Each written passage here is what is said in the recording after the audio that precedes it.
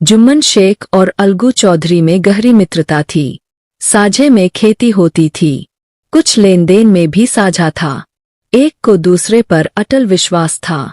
जुम्मन जब हज करने गए थे तब अपना घर अलगू को सौंप गए थे और अलगू जब कभी बाहर जाते तो जुम्मन पर अपना घर छोड़ देते थे। उनमें न खानपान का व्यवहार था, न धर्म का नाता, केवल विचार मिलते थे। मित्रता का मूल मंत्र भी यही है। इस मित्रता का जन्म उसी समय हुआ जब दोनों मित्र बालक ही थे और जुम्मन के पूज्य पिता जुमराती उन्हें शिक्षा प्रदान करते थे। अलगू ने गुरुजी की बहुत सेवा की थी, खूब रकाबियां माजी, खूब प्याले धोए। उनका हुक्का एक क्षण के लिए भी विश्राम न लेने पाता था, क्योंकि प्रत्येक चिलम अलगू को आधे घंटे तक किताबों से अलग कर देती थी। अलगू के पिता पुराने विचारों के मनुष्य थे। उन्हें शिक्षा की अपेक्षा गुरु की सेवा शुश्रूषा पर अधिक विश्वास था। वह कहते थे कि विद्या पढ़ने से नहीं आती, जो कुछ होता है गुरु के आशीर्वाद से। बस गुरु जी की कृपा दृष्टि चाहिए। अतएव यदि अलगू पर जुमराती शेख के आशीर्वाद अथवा सत्संग का कुछ फल हुआ तो यह मानकर संतोष कर लेगा कि विद्योपार्जन में उसने यथाशक्ति कोई बात उठा नहीं रखी। विद्या उसके भाग्य ही में न थी तो कैसे आती। मगर जुमराती शेख स्वयं आशीर्वाद के कायल न थे। उन्हें अपने सोटे पर अधिक भरोसा था और उसी सोटे के प्रताप से आज आसपास के गांवों में जुम्मन की पूजा होती थी। उनके लिखे हुए रेहननामे या बैनामे पर कचहरी का मुहर्रिर भी कलम न उठा सकता था। हल्के का डाकिया, कांस्टेबल और तहसील का चपरासी सब उनकी कृपा की आकांक्षा रखते थे। अतएव अलगू का मान उनके धन के कारण था, तो जुम्मन शेख अपनी अनमोल विद्या से ही सबके आदर पात्र बने थे। जुम्मन शेख की एक बूढ़ी खाला, मौसी, थी। उनके पास कुछ थोड़ी सी मिल्कियत थी, परंतु उसके निकट संबंधियों में कोई न था। जुम्मन ने लंबे चौड़े वादे करके वह मिल्कियत अपने नाम लिखवा ली थी। जब तक दानपत्र की रजिस्ट्री न हुई थी तब तक खाला जान का खूब आदर सत्कार किया गया। उन्हें खूब स्वादिष्ट पदार्थ खिलाए गए। हलवे पुलाव की वर्षासी की गई, पर रजिस्ट्री की मोहर ने इन खातिरदारियों पर भी मानो मोहर लगा दी। जुम्मन की पत्नी करीमन रोटियों के साथ कड़वी बातों के कुछ तेज तीखे सालन भी देने लगी। जुम्मन शेख भी निष्ठुर हो गए। अब बेचारी खाला जान को प्राय नित्य ही ऐसी बातें सुननी पड़ती थीं। बुढ़िया न जाने कब तक जिएगी। 2-3 बीघे ऊसर क्या दे दिया, मानो मोल ले लिया है। बघारी दाल के बिना रोटियां नहीं उतरतीं। जितना रुपया इसके पेट में झोंक चुके उतने से तो अब तक गाँव मोल ले लेते। कुछ दिन खाला जान ने सुना और सहा, पर जब न सहा गया तब जुम्मन से शिकायत की। जुम्मन ने स्थानीय कर्मचारी गृहस्वामी के प्रबंध में दखल देना उचित न समझा। कुछ दिन तक और यूं ही रोध होकर काम चलता रहा। अंत में एक दिन खाला ने जुम्मन से कहा, बेटा, तुम्हारे साथ मेरा निर्वाह न होगा। तुम मुझे रुपए दे दिया करो, मैं अपना पका खा लूंगी। जुम्मन ने धृष्टता के साथ उत्तर दिया, रुपए क्या यहाँ फलते हैं। खाला ने नम्रता से कहा, मुझे कुछ रूखा सूखा चाहिए भी कि नहीं। जुम्मन ने गंभीर स्वर से जवाब दिया, तो कोई यह थोड़े ही समझा था कि तुम मौत से लड़कर आई हो। खाला बिगड़ गईं। उन्होंने पंचायत करने की धमकी दी। जुम्मन हंसे, जिस तरह कोई शिकारी हिरन को जाल की तरफ जाते देखकर मन ही मन हंसता है। वह बोले, हाँ, जरूर पंचायत करो, फैसला हो जाए। मुझे भी यह रात दिन की खटखट पसंद नहीं। पंचायत में किसकी जीत होगी, इस विषय में जुम्मन को कुछ भी संदेह न था। आसपास के गांवों में ऐसा कौन था जो उसके अनुग्रहों का ऋणी न हो। ऐसा कौन था जो उसको शत्रु बनाने का साहस कर सके। किसमें इतना बल था जो उसका सामना कर सके। आसमान के फरिश्ते तो पंचायत करने आवेंगे नहीं। इसके बाद कई दिन तक बूढ़ी खाला हाथ में एक लकड़ी लिए आसपास के गांवों में दौड़ती रहीं। कमर झुककर कमान हो गई थी। एक एक पग चलना दूभर था, मगर बात आ पड़ी थी। उसका निर्णय करना जरूरी था। बिरला ही कोई भला आदमी होगा जिसके सामने बुढ़िया ने दुख के आंसू न बहाए हों। किसी ने तो यूं ही ऊपरी मन से हुहा करके टाल दिया और किसी ने इस अन्याय पर जमाने को गालियां दी। कहा, कब्र में पांव लटके हुए हैं, आज मरे कल दूसरा दिन, पर हवस नहीं मानती। अब तुम्हें क्या चाहिए? रोटी खाओ और अल्लाह का नाम लो। तुम्हें अब खेती बाड़ी से क्या काम है? कुछ ऐसे सज्जन भी थे जिन्हें हास्यरस के रसास्वादन का अच्छा अवसर मिला। झुकी हुई कमर, पोपला मुंह, सन कैसे बाल, इतनी सामग्री एकत्र हों तब हंसी क्यों न आवे। ऐसे न्यायप्रिय, दयालु, दीनवत्सल पुरुष बहुत कम थे जिन्होंने उस अबला के दुखड़े को गौर से सुना हो और उसको सांत्वना दी हो। चारों ओर से घूम घाम कर बेचारी अलगू चौधरी के पास आई, लाठी पटक दी और दम लेकर बोली, बेटा तुम भी दम भर के लिए मेरी पंचायत में चले आना। अलगू, मुझे बुलाकर क्या करोगी? कई गांव के आदमी तो आवेंगे ही। खाला, अपनी विपद तो सबके आगे रो आई, अब आने नाने का अख्तियार उनको है। अलगू, यों आने को आ जाऊंगा मगर पंचायत में मुंह न खोलूंगा। खाला, क्यों बेटा? अलगू, अब इसका क्या जवाब दूं? अपनी खुशी। जुम्मन मेरा पुराना मित्र है, उससे बिगाड़ नहीं कर सकता। खाला, बेटा क्या बिगाड़ के डर से ईमान की बात न कहोगे? हमारे सोए हुए धर्मज्ञान की सारी संपत्ति लुट जाए तो उसे जबर नहीं होती, परंतु ललकार सुनकर वह सचेत हो जाता है, फिर उसे कोई जीत नहीं सकता। अलगू इस सवाल का कोई उत्तर न दे सका, पर उसके हृदय में ये शब्द गूंज रहे थे, क्या बिगाड़ के डर से ईमान की बात न कहोगे? संध्या समय एक वृक्ष के नीचे पंचायत बैठी। शेख जुम्मन ने पहले से ही फर्श बिछा रखा था। उन्होंने पान, इलायची, हुक्के, तंबाकू आदि का प्रबंध भी किया था। हाँ, वह स्वयं अलबत्ता अलगू चौधरी के साथ जरा दूर पर बैठे हुए थे। जब पंचायत में कोई आ जाता था तब दबे हुए सलाम से उसका स्वागत करते थे। जब सूर्य अस्त हो गया और पक्षियों की कलरवयुक्त पंचायत पेड़ों पर बैठी, तब यहाँ भी पंचायत शुरू हुई। फर्श की एक एक अंगुल जमीन भर गई, पर अधिकांश दर्शक ही थे। निमंत्रित महाशयों में से केवल वे ही लोग पधारे थे जिन्हें जुम्मन से अपनी कुछ कसर निकालनी थी। एक कोने में आग सुलग रही थी, नाई ताबड़तोड़ चिलम भर रहा था। यह निर्णय करना असंभव था कि सुलगते हुए उपलों से अधिक धुआं निकलता था या चिलम के दमों से।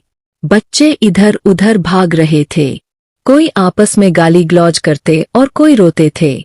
चारों तरफ कोलाहल मच रहा था। गांव के कुत्ते इस जमाव को भोज समझकर झुंड के झुंड जमा हो गए थे। पंच लोग बैठ गए तो वृद्ध खाला ने उनसे विनती की, पंचों, आज 3 साल हुए मैंने अपनी सारी जायदाद अपने भांजे जुम्मन के नाम लिख दी थी।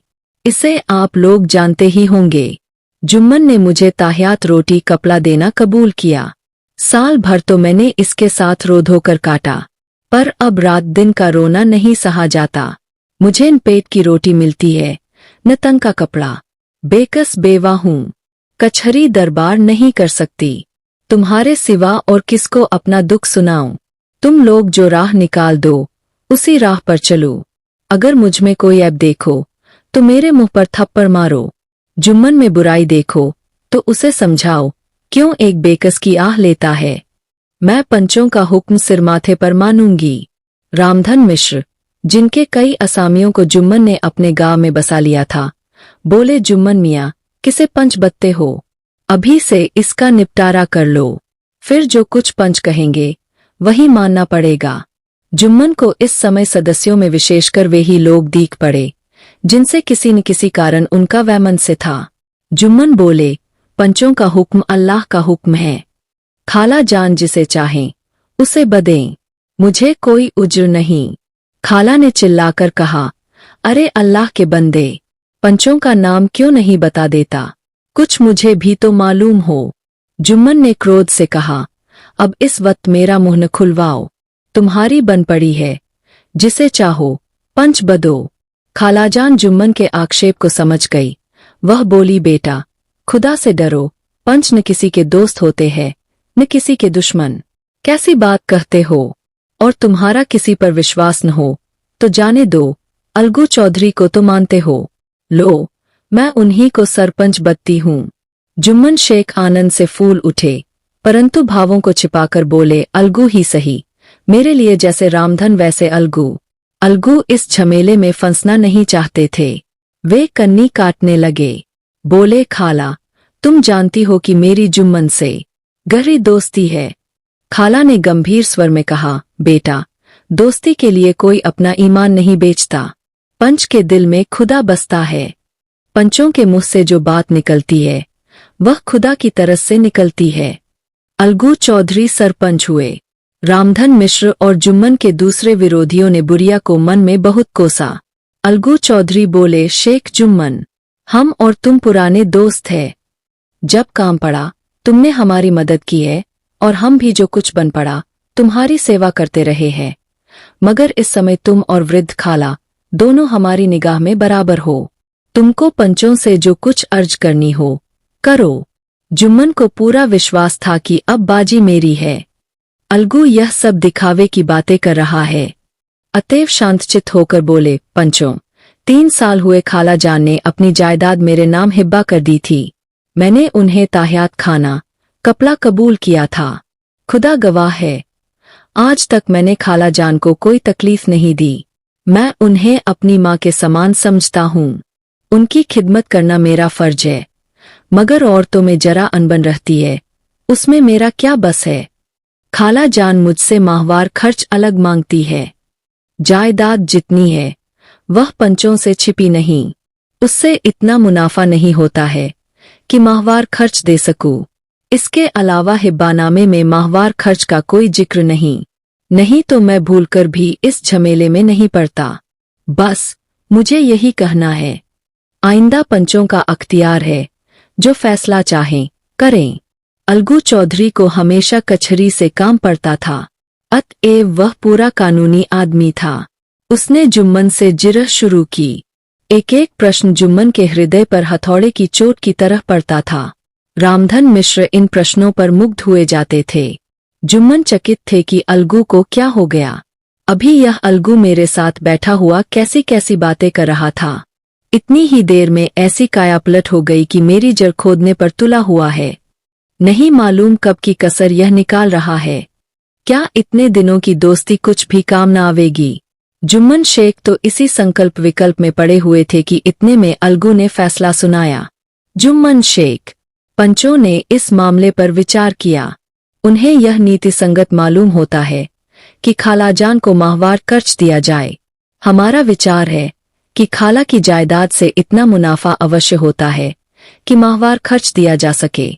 बस यही हमारा फैसला है। अगर जुम्मन को खर्च देना मंजूर न हो तो हिब्बानामा रद्द समझा जाए। यह फैसला सुनते ही जुम्मन सन्नाटे में आ गए। जो अपना मित्र हो वह शत्रु का व्यवहार करे और गले पर छुरी फेरे, इसे समय के हेरफेर के सिवा और क्या कहें। जिस पर पूरा भरोसा था उसने समय पड़ने पर धोखा दिया।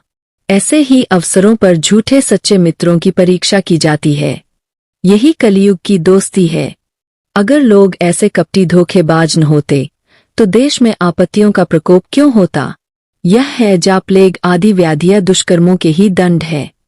मगर रामधन मिश्र और अन्य पंच अलगू चौधरी की इस नीतिप्रायणता की प्रशंसा जी खोल कर रहे थे। वे कहते थे, इसका नाम पंचायत है। दूध का दूध और पानी का पानी कर दिया।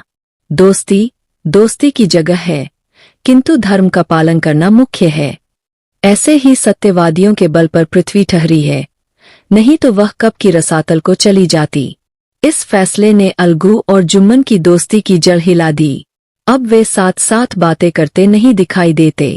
इतना पुराना मित्रतारूपी वृक्ष सत्य का एक झोंका भी न सह सका।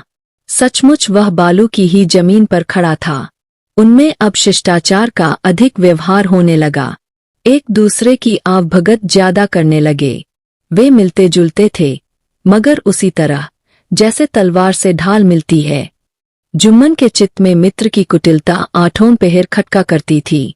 उसे हर घड़ी यही चिंता रहती थी कि किसी तरह बदला लेने का अवसर मिले। अच्छे कामों की सिद्धि में बड़ी देर लगती है, पर बुरे कामों की सिद्धि में यह बात नहीं होती। जुम्मन को भी बदला लेने का अवसर जल्द ही मिल गया। पिछले साल अलगू चौधरी बटेसर से बैलों की एक बहुत अच्छी गोई मोल लाए थे। बैल पछाही जाति के सुंदर बड़े बड़े सींगों वाले थे। महीनों तक आसपास के गांव के लोग दर्शन करते रहे। दैवयोग से जुम्मन की पंचायत के 1 महीने के बाद इस जोड़ी का एक बैल मर गया। जुम्मन ने दोस्तों से कहा, यह दगाबाजी की सजा है। इंसान सब्र भले ही कर जाए, पर खुदा नेकोबद सब देखता है। अलगू को संदेह हुआ कि जुम्मन ने बैल को विष दिला दिया है। चौधराइन ने भी जुम्मन पर ही इस दुर्घटना का दोषारोपण किया। उसने कहा, जुम्मन ने कुछ करकरा दिया है। चौधराइन और करीमन में इस विषय पर एक दिन खूब ही वाद विवाद हुआ। दोनों देवियों ने शब्द बाहुल्य की नदी बहा दी। व्यंग्य, वक्रोक्ति, अन्योक्ति और उपमा आदि अलंकारों में बातें हुईं। जुम्मन ने किसी तरह शांति स्थापित की। उन्होंने अपनी पत्नी को डांट डपट कर समझा दिया। वह उसे उस रणभूमि से हटा भी ले गए। उधर अलगू चौधरी ने समझाने बुझाने का काम अपने तर्कपूर्ण सोटे से लिया। अब अकेला बैल किस काम का? उसका जोर बहुत खोजा गया, पर नहीं मिला। निदान यह सलाह ठहरी कि इसे बेच डालना चाहिए। गांव में एक समझू साहू थे। वह इक्का गाड़ी हाँकते थे। गांव के गुड़ घी लादकर मंडी ले जाते, मंडी से तेल नमक भर लाते और गांव में बेचते। इस बैल पर उनका मन लहराया। उन्होंने सोचा, यह बैल हाथ लगे तो दिन भर में बेखट के 3 खेप हों। आजकल तो एक ही खेप में लाले पड़े रहते हैं। बैल देखा, गाड़ी में दौड़ाया, बाल भौंरी की पहचान कराई, मोल तोल किया और उसे लाकर द्वार पर बांध ही दिया। 1 महीने में दाम चुकाने का वादा ठहरा। चौधरी को भी गरज थी ही, घाटे की परवाह न की। समझू साहू ने नया बैल पाया तो लगे उसे रगेदने। वह दिन में 3-3, 4-4 खेपे करने लगे। न चारे की फिक्र थी, न पानी की, बस खेपों से काम था। मंडी ले गए, वहां कुछ सूखा भूसा सामने डाल दिया। बेचारा जानवर अभी दम भी न लेने पाया था कि फिर जोत दिया। अलगू चौधरी के घर था तो चैन की बंशी बजती थी। बैलराम छठे छमाहे कभी बहली में जोते जाते थे। खूब उछलते कूदते और कोसों तक भागते चले जाते थे। वहां बैलराम का रातिब था सानी, दली हुई अरहर की दाल और भूसे के साथ खली। और यही नहीं, कभी कभी घी का स्वाद भी चखने को मिल जाता था। शाम सबेरे एक आदमी खरहरे करता, पोंछता और सहलाता था। कहाँ वह सुख चैन, कहाँ यह 8 पहर की खपत। महीने भर ही में वह पिस्सा गया। इक्के का जुआ देखते ही उसका लहू सूख जाता था। एक एक पग चलना दूभर था। हड्डियां निकल आई थीं, पर था वह पानीदार, मार की बर्दाश्त न थी। एक दिन चौथी खेप में साहू जी ने दूना बोझ लादा। दिन भर का थका जानवर, पैर न उठते थे, पर साहू जी कोड़े फटकारने लगे। बस, फिर क्या था, बैल कलेजा तोड़कर चला। कुछ दूर दौड़ा और चाहा कि जरा दम ले लूं, पर साहू जी को जल्द पहुंचने की फिक्र थी। अतएव उन्होंने कई कोड़े बड़ी निर्दयता से फटकारे। बैल ने एक बार फिर जोर लगाया, पर अब की बार शक्ति ने जवाब दे दिया। वह धरती पर गिर पड़ा और ऐसा गिरा कि फिर न उठा। साहू जी ने बहुत पीटा, टांग पकड़कर खींचा, नथनों में लकड़ी ठूंस दी, पर कहीं मृतक भी उठ सकता है। तब साहू जी को कुछ शक हुआ। उन्होंने बैल को गौर से देखा, खोलकर अलग किया और सोचने लगे कि गाड़ी कैसे घर पहुंचे। बहुत चीखे चिल्लाए, पर देहात का रास्ता बच्चों की आंख की तरह सांझ होते ही बंद हो जाता है। कोई नजर न आया, आसपास कोई गांव भी न था। मारे क्रोध के उन्होंने मरे हुए बैल पर और दुर्रे लगाए और कोसने लगे, अभागे, तुझे मरना ही था तो घर पहुंचकर मरता।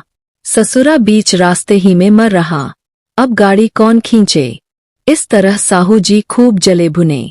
कई बोरे गुड़ और कई पीपे घी उन्होंने बेचे थे। 200-250 रुपए कमर में बंधे थे। इसके सिवा गाड़ी पर कई बोरे नमक के थे, अतएव छोड़कर जा भी न सकते थे। लाचार बेचारे गाड़ी पर ही लेट गए। वहीं रत जगा करने की ठान ली। चिलम पी, गाया, फिर हुक्का पिया। इस तरह साहू जी आधी रात तक नींद को बहलाते रहे।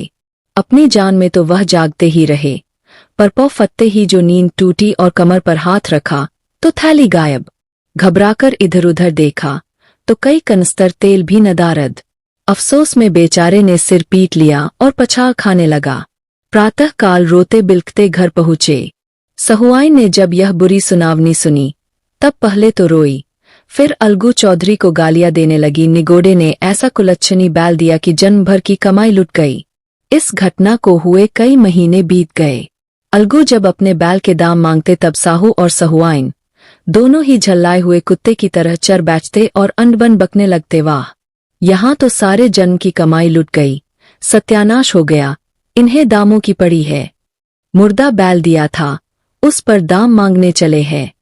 आंखों में धूल झोंक दी, सत्यानाशी बैल गले बांध दिया, हमें निरा पोंगा ही समझ लिया है। हम भी बनिए के बच्चे हैं, ऐसे बुद्धू कहीं और होंगे। पहले जाकर किसी गड्ढे में मुंह धो आओ, तब दाम लेना। न जी मानता हो तो हमारा बैल खोल ले जाओ, महीना भर के बदले 2 महीना जोत लो। और क्या लोगे? चौधरी के अशुभ चिंतकों की कमी न थी। ऐसे अवसरों पर वे भी एकत्र हो जाते और साहू जी के बर्राने की पुष्टि करते। परंतु 150 रुपये से इस तरह हाथ धो लेना आसान न था। एक बार वह भी गर्म पड़े। साहू जी बिगड़ कर लाठी ढूंढने घर में चले गए। अब सहुआइन ने मैदान लिया। प्रश्नोत्तर होते होते हाथापाई की नौबत आ पहुंची। सहुआइन ने घर में घुसकर किवाड़ बंद कर लिए। शोरगुल सुनकर गांव के भले मानस जमा हो गए।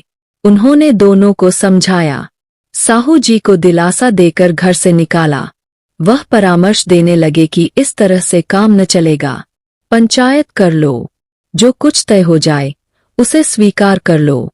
साहू जी राजी हो गए। अलगू ने भी हामी भर ली। पंचायत की तैयारियां होने लगीं। दोनों पक्षों ने अपने अपने दल बनाने शुरू किए। इसके बाद तीसरे दिन उसी वृक्ष के नीचे पंचायत बैठी। वही संध्या का समय था। खेतों में कौए पंचायत कर रहे थे। विवादग्रस्त विषय था यह कि मटर की फलियों पर उनका कोई स्वत्व है या नहीं, और जब तक यह प्रश्न हल न हो जाए तब तक वे रखवाले की पुकार पर अपनी अप्रसन्नता प्रकट करना आवश्यक समझते थे। पेड़ की डालियों पर बैठी शुकमंडली में यह प्रश्न छिड़ा हुआ था कि मनुष्यों को उन्हें बेमुरौवत कहने का क्या अधिकार है, जब उन्हें स्वयं अपने मित्रों से दगा करने में भी संकोच नहीं होता।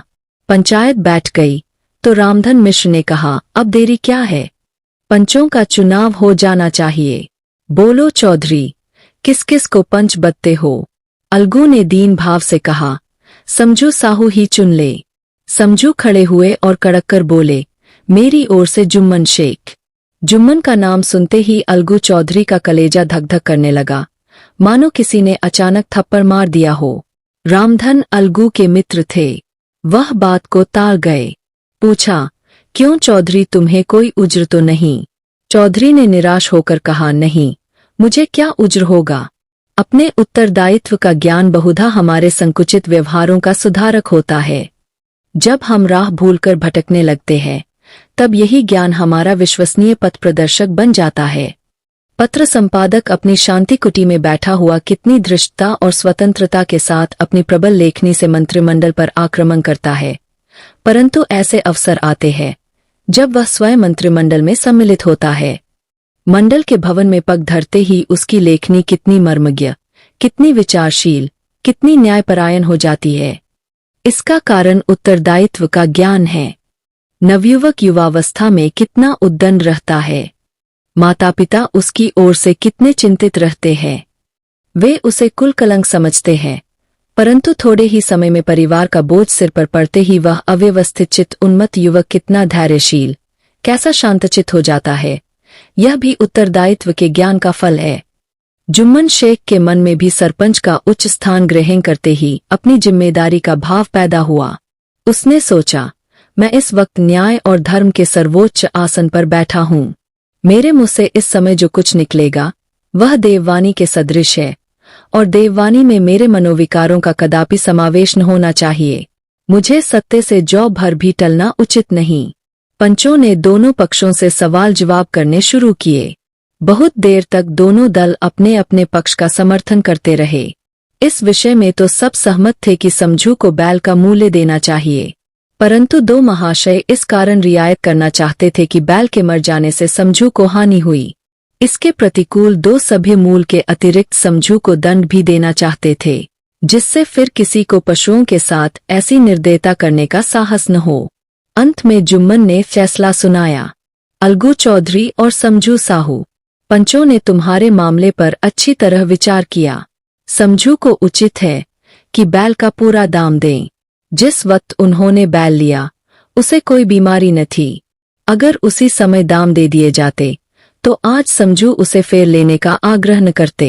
बैल की मृत्यु केवल इस कारण हुई कि उससे बड़ा कठिन परिश्रम लिया गया और उसके दाने चारे का कोई अच्छा प्रबंध न किया गया। रामधन मिश्र बोले, समझू ने बैल को जानबूझकर मारा है, अतएव उससे दंड लेना चाहिए। जुम्मन बोले, यह दूसरा सवाल है, हमको इससे कोई मतलब नहीं। झगड़ू साहू ने कहा, समझू के साथ कुछ रियायत होनी चाहिए। जुम्मन बोले, यह अलगू चौधरी की इच्छा पर निर्भर है, यह रियायत करें तो उनकी भलमनसी। अलगू चौधरी फूले न समाए, उठ खड़े हुए और जोर से बोले, पंच परमेश्वर की जय। इसके साथ ही चारों ओर से प्रतिध्वनि हुई, पंच परमेश्वर की जय। प्रत्येक मनुष्य जुम्मन की नीति को सराहता था। इसे कहते हैं न्याय। यह मनुष्य का काम नहीं, पंच में परमेश्वर वास करते हैं, यह उन्हीं की महिमा है। पंच के सामने खोटे को कौन खरा कह सकता है।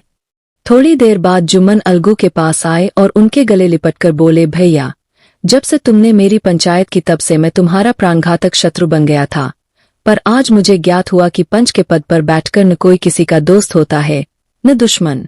न्याय के सिवा उसे और कुछ नहीं सूझता। आज मुझे विश्वास हो गया कि पंच की जबान से खुदा बोलता है। अलगू रोने लगे। इस पानी से दोनों के दिलों का मैल धुल गया। मित्रता की मुरझाई हुई लता फिर हरी हो गई।